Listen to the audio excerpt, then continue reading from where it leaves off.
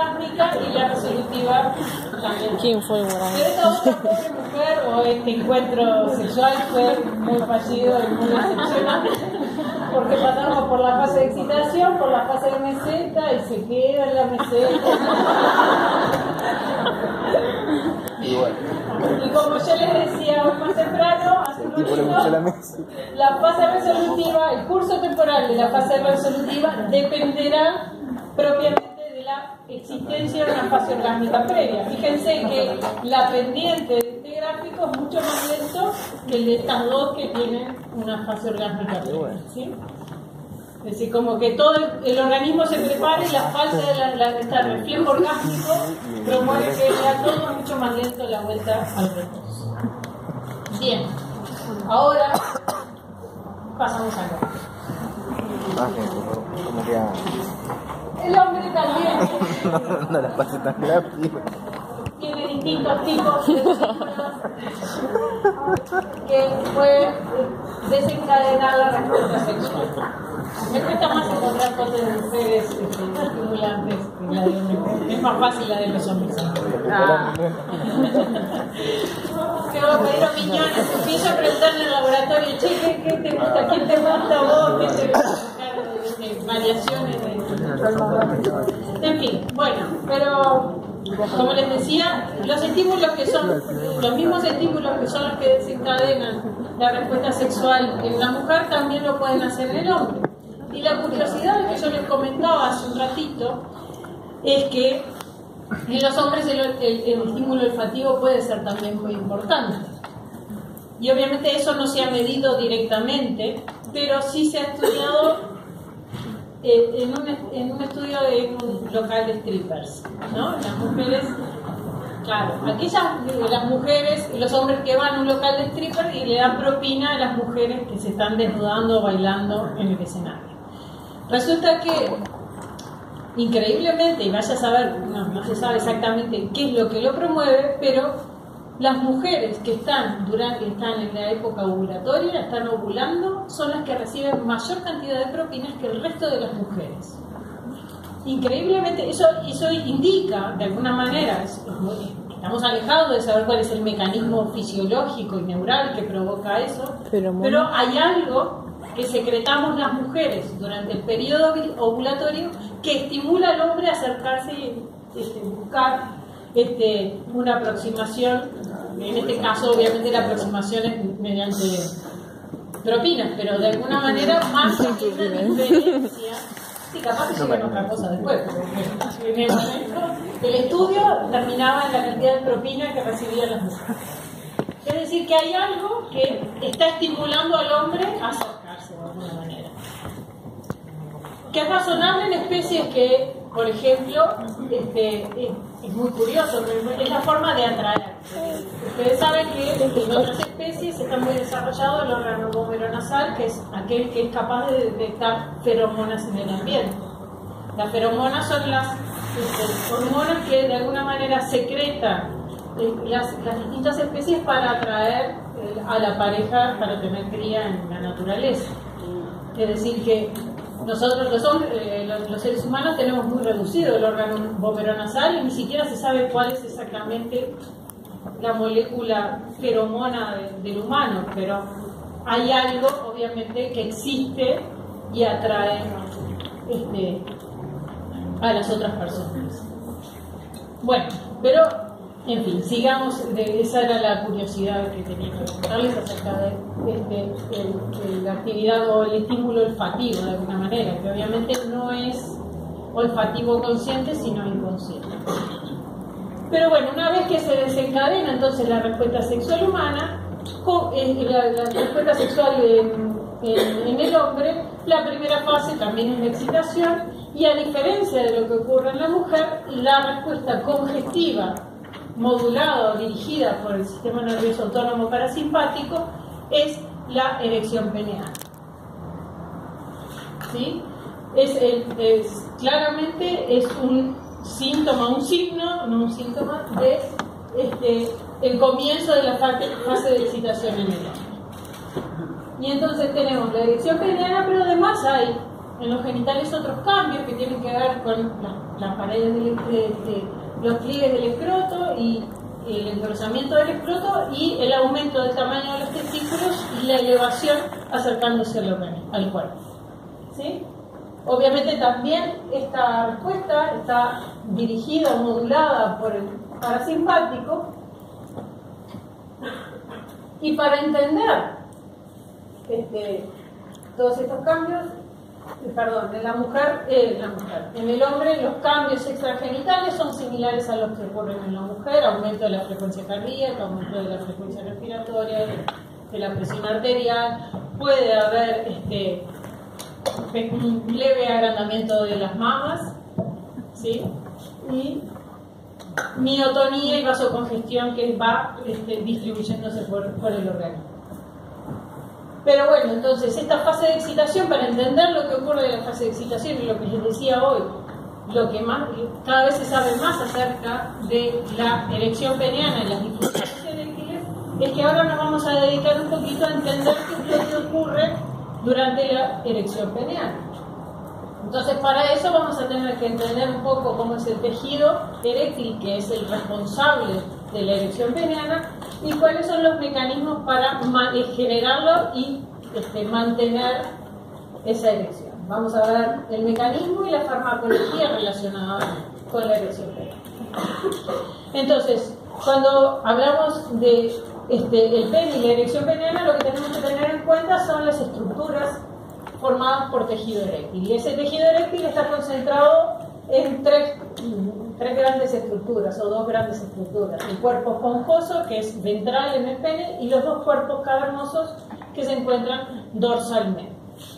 Estas tres estructuras están irrigadas por la arteria pudenda interna, que genera sus ramas para dar origen a la arteria cavernosa, a la arteria dorsal y a las arterias bulbo-uretrales, que van a irrigar no solo para nutrir ese tejido, sino que además para generar el mecanismo de erección que vamos a ver más adelante. Estos tejidos entonces están formados fundamentalmente, este tejido eréctil, que se conoce así, está formado por tres estructuras fundamentales, que son la túnica albuginea, que es básicamente el tejido conjuntivo rico en colágeno, que lo que genera es como una especie de cubierta. Piensen de alguna manera en la estructura de la rueda de la bicicleta, en la que tiene una cubierta que permite que reduzca el tamaño, pero no que aumente el tamaño de la rueda más allá de un cierto límite, ¿sí? Tiene límites, es levemente flexible. Y esa túnica albuginea rodea los cuerpos cavernosos y el cuerpo esponjoso. A su vez, de la túnica albuginea nacen lo que se llama el sistema trabecular, que está conformado por células musculares lisas mezcladas con fibras elásticas y endotelio capilar. Y entremezclado en ese sistema también se encuentran las fibras autonómicas, que son las que van a generar la aferencia nerviosa al tejido eréctil. La tercera parte, digamos, de esta estructura tiene que ver con los senos, o estas estructuras que básicamente funcionan como un capilar medio extraño, porque no es un capilar, sino que son senos lacunares en los que se acumula sangre, y que dependiendo del estado contráctil de las células musculares lisas que forman que rodean esos senos lacunares, será el volumen que adquieran, es decir, cuánta sangre contienen esos senos lacunares. Para de alguna manera generar la entrada de sangre a esos espacios lacunares, existen las no están aquí, las arterias dan origen a ramificaciones más finas que se llaman las arterias helicinas como de hélice, y se llaman así porque tienen una estructura media helicoidal, y que se cree que su estructura de esa forma es para evitar que la tracción rompa los vasos. Y esas arterias helicinas se abren a los espacios lacunares y no están muy de acuerdo cómo es que esas arterias, si existe alguna válvula o algo que permita la apertura, pero básicamente se abren a esos espacios lacunares y la sangre entonces ingresa a través de las arterias helicinas a los espacios lacunares. Y luego a través de las venas emisarias es que drena esa sangre desde los espacios lacunares, es decir, que tenemos las arterias, las arteriolas, las arterias helicinas, luego los espacios lacunares y luego las venas emisarias, que son las que drenan. La sangre sale a través de las venas emisarias para dar origen a las venas subtunicales y luego formar la vena dorsal profunda, entre otras. En este caso la vena dorsal profunda, ¿sí? Es decir, que tenemos una entrada a través de las helicinas y una salida a través de las emisarias, ¿sí? Y de esa forma entonces se cierra el círculo. Una característica que no les dije hasta ahora, otra de las características es que los cuerpos cavernosos son los que dan en realidad la estructura anatómica fundamental, no quiere decir que es fundamental para la erección peniana, no quiere decir que el cuerpo esponjoso no aporte a esa erección peniana, pero es fundamentalmente a través del cuerpo cavernoso es cómo se logra la erección.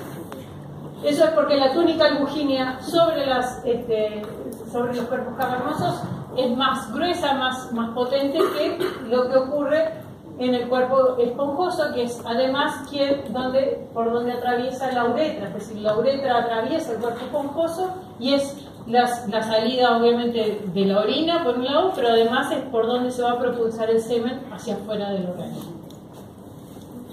Bien, entonces, bueno, vieron que hay un montón de ramas de las venas, no vamos a entrar en detalle. La idea es que entiendan entonces que tenemos un sistema de vasos particular que se abre a espacios lacunares, que luego, por una parte, se originan luego las venas emisarias, que son las que drenan la sangre desde el tejido eréctil. Fíjense que dependiendo entonces del estado de excitación o del estado de actividad del músculo liso, entonces tendremos espacios lacunares más reducidos o espacios lacunares más llenos de sangre, ¿sí? Dependiendo entonces del nivel de contracción de las células musculares lisas que conforman, que limitan esos espacios lacunares. Bueno, esto es un corte transversal. En realidad lo que quería mostrarles acá en realidad es que básicamente uno puede diagramar los espacios lacunares de esta forma, con células musculares lisas rodeando espacios abiertos, con células endoteliales entremezcladas a esas células musculares lisas y fibras autonómicas, ¿sí?, que están inervando ese músculo liso, ese tejido eréctil, ¿sí? Bien, entonces, si uno entiende la estructura general del tejido eréctil, puede empezar a entender qué es lo que ocurre para generar la erección peniana. Y a ese mecanismo, que es la que provoca la erección peniana, se conoce como mecanismo veno-oclusivo. Por el nombre, claramente, uno entiende que es la oclusión de las venas, pero vamos a ver cómo ocurre. Para que ocurra el mecanismo veno-oclusivo, primero tenemos que tener claro que hay distintos estados funcionales del pene, que son la flacidez, que es el reposo, la tumescencia, que es el comienzo de la excitación, a la que le sigue la erección completa, para luego provocarse la rigidez por acción nerviosa, y luego de la fase orgásmica lo que ocurre durante la fase de resolución es la detumescencia, es decir, que tenemos esos grandes estados funcionales que podemos, si vemos los esquemas, los esquemas de esos cortes transversales, lo que vemos, la gran diferencia, no vemos diferencias entre la detumescencia y la flacidez. Fíjense que los espacios lacunares parecen estar mucho más reducidos de lo que ocurre durante la fase de erección, ¿sí?, que fíjense que los espacios lacunares están más grandes, e incluso los límites de estos espacios lacunares, es decir, la capa de células musculares y de endotelio están como más angostas, más reducidas, y fíjense que la túnica albugínea, que en el caso del reposo es bastante gruesa, durante la fase de erección está más delgada, ¿sí? Es decir, que la túnica albugínea es capaz de estirarse levemente y no es totalmente rígida, sino que tiene cierta flexibilidad. Bien. ¿Cómo ocurre entonces el mecanismo veno-oclusivo? El mecanismo veno-oclusivo tiene que ver con que durante la activación básicamente parasimpática provoca entonces la liberación de acetilcolina, y la presencia de acetilcolina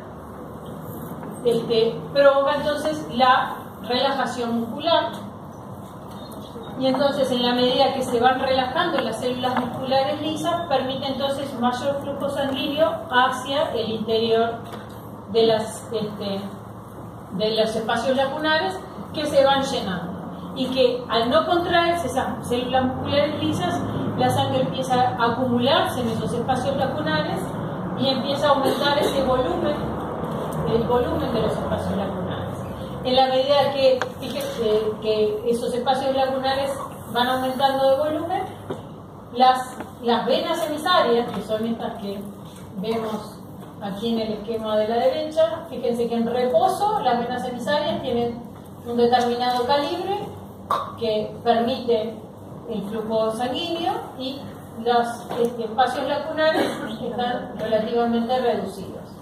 En la medida que entonces que es estimulado el individuo y se empiezan a relajar las células musculares lisas, estos espacios lacunares empiezan a aumentar de tamaño y empiezan a ocluir las venas emisarias, empiezan a apretarlas, y entonces el drenaje sanguíneo, el flujo sanguíneo de salida de esos espacios lacunares cada vez es más reducido, ¿sí?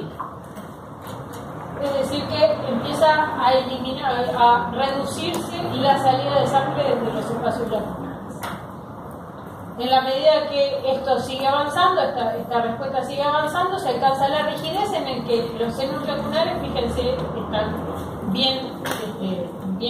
bien agrandados y no hay luz en las venas emisarias, y eso entonces provoca que no haya drenaje de salida, es decir, que el flujo de salida de sangre es casi nulo y tenemos una gran presión dentro de los espacios lacunares que provocan entonces la rigidez del pene, porque están esos espacios lacunares ocupando todo el espacio que hay entre la albuginia, desde la albuginia hacia adentro, ¿sí?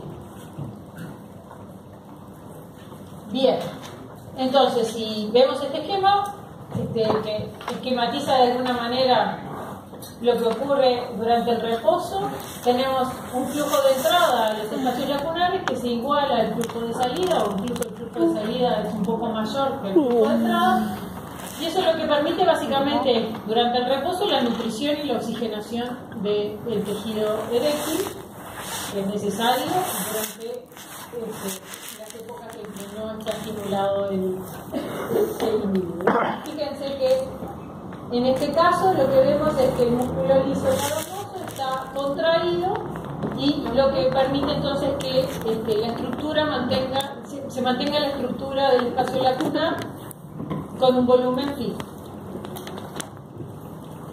En este caso, durante esta etapa, lo que ocurre, vamos a mirar aquí abajo, lo que van a ver es el flujo sanguíneo en las distintas etapas, en los distintos estados funcionales del pene, y la presión intracavernosa en los distintos estados funcionales, ¿sí?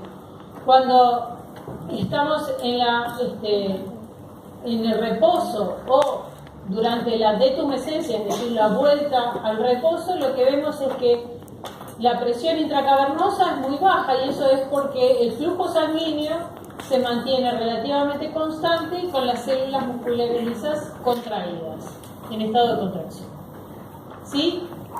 Cuando lo que ocurre es la activación de los nervios simpáticos que inervan el pene, lo que se va a observar entonces es que ese flujo sanguíneo es similar al del reposo y que la presión intracavernosa es similar a la del reposo, es decir que durante el reposo y el estado de tumescencia la activación simpática, es decir, la liberación de noradrenalina determina que haya un cierto nivel de contracción del músculo liso y un flujo sanguíneo con baja resistencia, es decir, que la sangre puede entrar en los espacios lacunares y salir sin resistencias, sin grandes resistencias, ¿sí? Eso implica entonces que durante la flacidez y la detumescencia el tono del músculo liso arterial y el tono del músculo liso del tejido eréctil está elevado, provocando entonces un flujo sanguíneo arterial relativamente reducido, no quiere decir que esté reducido del todo, y que el flujo sanguíneo en el tejido eréctil también esté reducido. Eso entonces provoca que el diámetro y el tamaño del pene esté reducido y la presión intracavernosa lo mismo. Y el drenaje venoso es relativamente. ¿Sí? ¿Qué es lo que ocurre durante la estimulación y la erección peneana? Se invierten los roles. Aquí ahora lo que tenemos es que el músculo liso está relajado, el tono muscular liso está bajo, está reducido, y entonces eso permite que entonces la entrada del flujo sanguíneo de sangre a los espacios lacunares esté aumentada, pero el drenaje venoso esté reducido, y entonces empieza a aumentar, provoca un aumento de la presión intracavernosa, y eso además provoca entonces que por estiramiento las vénulas subtunicales, que son las que se originan luego de las venas emisarias, estén con un diámetro reducido y entonces aumente la resistencia al drenaje, es decir, que el flujo tenga cierta resistencia. ¿Cómo se logra eso? Eventualmente es por activación de los nervios esplagmicocéntricos que provocan en una primera instancia un aumento del flujo sanguíneo hacia los espacios lacunares, provocando entonces un aumento de la presión intracavernosa, hasta que finalmente se alcanza un máximo, es decir, que ya está lleno el espacio lacunar, no puede aumentar el flujo hacia el espacio lacunar y ese flujo empieza a reducirse, y ahí es cuando se alcanza la erección completa. Fíjense que la presión intracavernosa en este momento se mantiene relativamente estable, a pesar de que hay una reducción del flujo de entrada hacia los espacios lacunares. Esto es por estimulación entonces del sistema nervioso autónomo parasimpático. Pero cuando se alcanza el umbral o cuando comienza la respuesta orgásmica, lo que ocurre es que se estimula eventualmente el nervio pudendo, que tiene origen, son fibras que son motoras, que promueven entonces el aumento de la rigidez por contracción muscular, que incluso puede ser esquelética, ¿sí? Y eso entonces provoca entonces que la presión dentro de la presión intracavernosa alcance su máximo, y por eso se genera la rigidez, pero el flujo sanguíneo sea mínimo durante esta etapa. ¿Sí? Es decir, que por un lado tenemos que la estimulación parasimpática provoca la tumescencia y la rigidez completa y la erección completa, en tanto que la estimulación del nervio pudendo provoca la rigidez. ¿Sí? Estos son experimentos hechos en perros. Bien, y entonces, en resumen de lo que vimos recién, lo que vemos es que durante la tumescencia y la erección completa, el tono del músculo liso arterial y del tejido eréctil está reducido, provocando entonces un aumento, genera entonces un aumento del flujo sanguíneo arterial y del tejido eréctil hacia el tejido eréctil, provocando un aumento del tamaño del pene con aumento de presión intracavernosa y una reducción del drenaje venoso. Bien. Entonces, de aquí, ¿qué pasa? Vimos entonces cómo estaba compuesto, cuál era la anatomía o la estructura del tejido eréctil, vimos los distintos estados y cómo se genera el mecanismo del veno oclusivo, y ahora lo que vamos a ver cuáles son los mecanismos, la farmacología de la erección peniana. qué mediadores son los responsables de los distintos estados funcionales. Bien, es conocido, es ampliamente conocido, y ustedes saben que el efecto noradrenérgico, es decir, la estimulación simpática, provoca la contracción del músculo liso, ¿sí?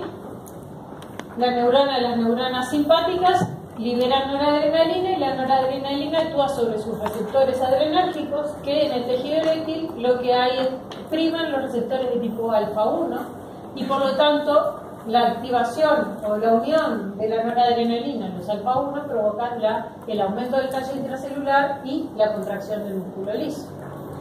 Pero esa acción no solo depende entonces de la activación de la neurona simpática, de las neuronas simpáticas, sino que el endotelio también libera endotelinas que actúan sobre receptores de tipo A, que también provocan un aumento del calcio intracelular en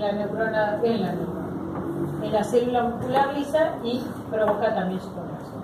Y eso ya hace mucho tiempo, y es un mecanismo que ustedes conocen de otros músculos lisos.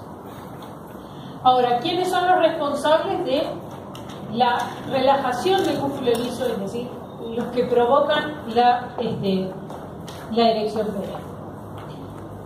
De ahí, para analizar esto, los primeros estudios surgen allá por 1983 por este señor Eckhart, que trabajaba en perros, y lo que hacía era estimular el nervio escláctico pélvico de los perros y provocaba la erección pelviana. Estimulación eléctrica, lograba disecar, agarraba el nervio, lo estimulaba eléctricamente y provocaba la erección pelviana. Ustedes hace un rato me dijeron que la estimulación de nervios parasimpáticos libera acetilcolina. Y en general, la acetilcolina, cuando hablamos de relajación del músculo liso, ¿sobre qué receptores está actuando?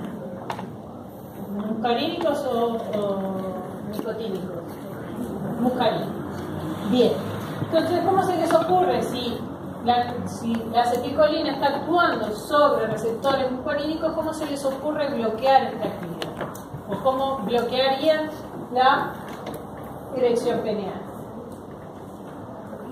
Con atropina, ¿no? Entonces, si se le inyecta atropina a este animal, ¿sí?, de forma intracavernosa, para asegurarnos que la atropina llega y bloquea los receptores muscarínicos, se bloquea la erección peniana. Sin embargo, este señor hizo este experimento y lo que obtuvo es que al estimular los nervios parasimpáticos en presencia de atropina, lo que se obtenía era una erección parcial, es decir, no se bloqueaba totalmente la respuesta obtenida por la estimulación parcial. Eso llevó a pensar que entonces que hay algún modulador, alguna otra sustancia que está generando el efecto de la erección. El tema es saber cuál. Ustedes un poco ya saben quién es el responsable de esta respuesta. Sin embargo, el tema es saber de dónde sale eso que ustedes están pensando. Parte de los estudios o parte de la beta que dio origen a saber qué es lo que estaba pasando es a través de este tipo de experimentos en los que en un trozo de vaso sanguíneo que se coloca en un baño similar al que usaron los que hicieron intestino y útero, se mide la tensión generada por ese trozo de vaso sanguíneo, y lo que se hacía era estimular o aplicar al baño norepinefrina.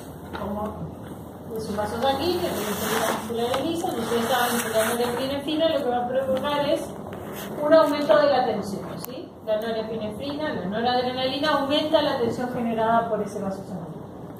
Y cuando alcanza la meseta, es decir, el efecto máximo de la norepinefrina, los investigadores lo que hacían era agregar acetilcolina. Cuando agregaban acetilcolina, al poco tiempo empezaban a ver cómo se relajaba ese vaso, es decir, que disminuía la tensión general. Entonces, ¿de dónde viene o quién está mediando esa respuesta? Como cuando tenemos un vaso sanguíneo, no solo tenemos células musculares lisas, sino que tenemos otros elementos. Lo que hicieron estos investigadores fue eliminar el endotelio, ¿sí?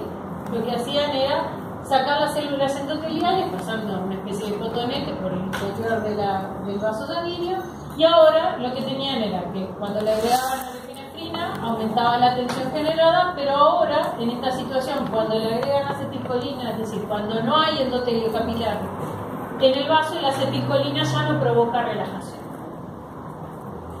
Entonces, la relajación del músculo liso depende de algo que produzca el endotelio capilar, que además es promovido por la presencia de acetilcolina.